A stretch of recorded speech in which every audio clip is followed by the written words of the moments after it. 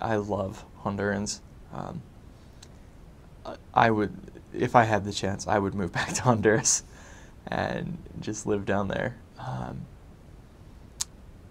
We are here in the United States, we are very solitary people, and we're kind of rude to people that we don't know. It was really hard to adjust to that when I came home, because down in Honduras, like I said, they are so open and friendly, and everyone just wants to help each other out.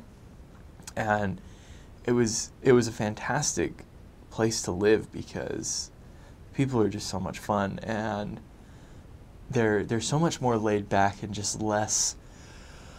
They just don't worry about stuff like we do, you know. And it was great to be able to get to know the people. Like I said, there are so many fantastic people in Honduras that I love with all my heart. So one thing with the culture down in Honduras that is, it's very familial based. A lot of time, I mean, you'll have the grandparents and the parents and the kids all live in the same house, or on the same street, and there's not as much, it's weird for them to really get far away from their family. Obviously they do at times, but it's very familial based, and they just, especially being missionaries, with everyone being religious down there, they just adopt you in, and yeah, it's fantastic. I love Honduras. I love the people down there. One thing that was exciting, I've always played soccer since growing up, and going down Honduras, that is all anyone does. Play soccer, watch soccer. When the Honduras national team would play, it was just a surreal experience, because everything stopped. And it didn't matter if it was World Cup, if it was just a match, it just stopped. And everyone would leave their doors open, because it was hot, and so you need some circulation, and they'd turn their TVs up really loud. And so you could walk down the street, especially in an important game, and you could listen to what was going on in the game, just because everyone on both sides had the game going in their house. But it was a fantastic place to serve. People take care of you down there, and people would, you'd go to teach a lesson, and this person that you never met would be bringing you food and things to drink, and it was so great. And I love the people down there. They're the most loving, fantastic people, just welcoming and friendly that I have ever met and had the opportunity to be around. The Honduran culture is amazing. The people are so sweet. They are such a good, warm people. They will welcome you into their homes. They will give you everything off their back. They will feed you.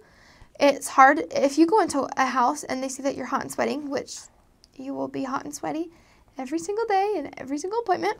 You'll walk in and they will immediately bring you a little piece of cake, a little cup of Pepsi, and some crackers and something. They'll go buy something from the pulperia. If they are the poorest of the poor, they will still feed you every single lesson. That's another reason people gain weight. But they are so sweet. If you really don't want to eat every lesson, which you should, and you're going to want to, and you will, but if for whatever reason, you can just tell them you're on a diet, and they'll laugh, and then they'll be okay with it. And just tell them, I've gained weight and I need to lose, and they'll just laugh and say, es la baleada. They'll just tell you, you've eaten too many baleadas, which is probably true. So their culture is amazing. They are so sweet and so kind and so religious. Everyone you talk to will be, las cosas de Dios son bonitas. The things of God are so beautiful, and everything is right, and everything is perfect, and God loves us, and Jesus is the best. And, they have this conception of, if you're talking about Jesus or God, it is good. And so that's the reason it's so easy to get into their houses. And this sounds so crazy, but we would just walk straight into their houses sometimes without knocking. You can do that there, depending on the situation and following the Spirit. You can, they keep their doors open because it's so hot. Their doors open, people are sitting there and talking. There were times where we just walked in and said, hey, everyone, how are you? hey, we're missionaries and we have an awesome message, and oh, what is that you're eating? And oh, like I like this song or something, to just kind of break the ice, and they're so cool with it. It's just weird. So they're so good, and it's easy to get into their houses, I feel like. There are some, of course, that won't let you. But if you ever have a companion, or you ever hear rumors, oh, this is a hard area or it's a bad area, that is wrong, that is false, that is not true. It all depends on your attitude. Every area is a good area. I sort of look back at my mission and I think to myself that Heavenly Father needed me to kind of fix, I don't know if you want to call them broken areas, but every time I had a transfer, I started in a new area where the ward or the branch was really discouraged and everyone just didn't want to go, and there's no one here, we've talked to everybody, we've knocked on every door, and that is so not true. Every area can be so good. Every single area I got to was that way, and every single area I left with baptisms, and every single area I left loving the people with so much work that we could not fit it into our schedule, that we were running from house to house to house, trying to fit in all the appointments, because there was so much work to do. And I hate when people say that the work has been done, because it has not. 2 of my baptisms in my last area, I came and my companion was a little bit discouraged, seeing that they had knocked every door and that it was a richer area and it was hard.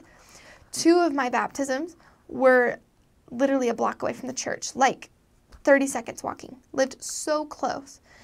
And one of them was a little family of 5 that just got baptized a month ago, and people are ready. And if they've knocked on that door before, so what? You probably talked to the sister in that family. The next time somebody knocks on that door, it could be the brother, and maybe the brother's ready.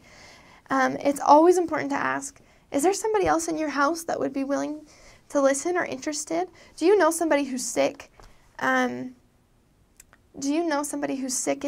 could we go pray for that person? Who do you know that wants, we have this super awesome book that will bless your life. Do you know anyone who would want that? Do you want that book? There are just so many things you can do to get into their houses. So, sorry, that was a little sidetrack from the culture, but they are a very open, welcoming, loving people. They are very poor. There are a couple of more rich areas, but the people are very poor, and there's a lot of poverty, and that's why there is more danger there. But they are good people. The poorest of poor will feed you, and it's so fun. Something about their language with the Spanish is that they kind of make the H sound for S's. So it's not everywhere you go and it's not everyone you talk to, but there are people that'll say San Pedro Sula instead of San Pedro Sula. Most of the time they'll say San Pedro, but they'll say like nosotros instead of nosotros, which means we. So nosotros estábamos. It's just really funny. They always say the word macizo. Macizo is like awesome or cool. Que macizo. And normally when the other Hispanic missionaries arrive, they're like, that's so weird, because the word macizo, I think if you look it up in the dictionary, it means like hard, like a hard chair.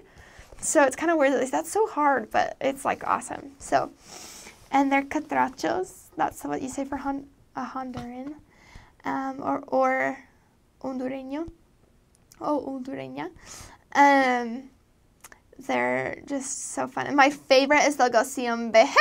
They say it all the time. Sí, hombre, no sé qué. And the another word they use that's so funny is güiro. Like, it means, like, crazy numbskull kid. Like, oh, he's such a crazy wild kid. So, que güiro is eso. And it's so funny. They're just funny people. They're awesome. They're so willing to talk to you. You'll have people reaching out to you. I had baptisms where they came up to us on the street, and they said, hey, my 2016 goal was to get baptized in the true church. And you're just like, okay, awesome, we can help with that. They're very warming, welcoming, loving people.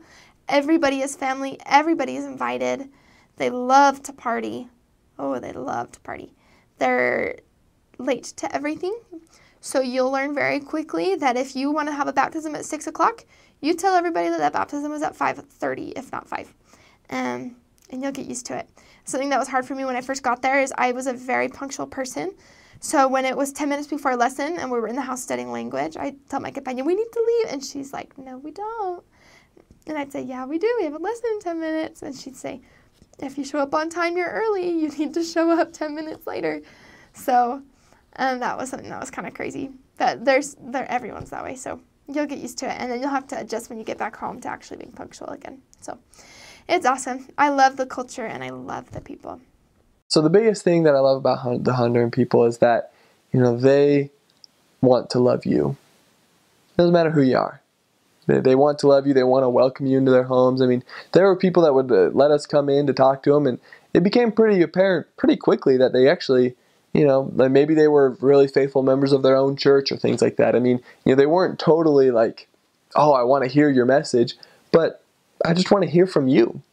And I thought that was really, really amazing, that they were, they have such an inherent trust in people. And immediately from the first time you talk to them, they think they already count you as a friend immediately. And I wish, we did that a little bit more. I mean, so much we get so involved in our phones or in technology or, in our own little cliques and our own friends and circles that, we don't really want to associate or say anything to people outside of our comfort zone. But in Honduras, they're always willing to do that. Everyone is their friend. In fact, I remember after I came home from my mission, I ended up going to the store with my sister, and I was going to the store, and I'd been used to being in Honduras, and so I was saying hi to people, and talking to people, and one of the store people, had their name tag, so I was calling them by their name and things like that. And I remember, I went home, and Elizabeth, my sister, went to my parents and said, "Brian's weird." And my parents said, "Why?" And Elizabeth said, "Because he's like just talking to everybody. It's weird. It's strange. Like, people that he's just saying hi to random people at the store." And I laughed, and she kind of teased me about it. But it was because that's the way it is in Honduras, that people want to say hello to you. And they want to hear what you have to say, not so much because they know that the message will change their lives, and the message can and does, but just because they want to hear from you. And like I said, they're willing to take the shirt right off their backs and give it to you if need be, because they care about you the moment they meet you. And that's one of the things that I most admire about the Honduras people.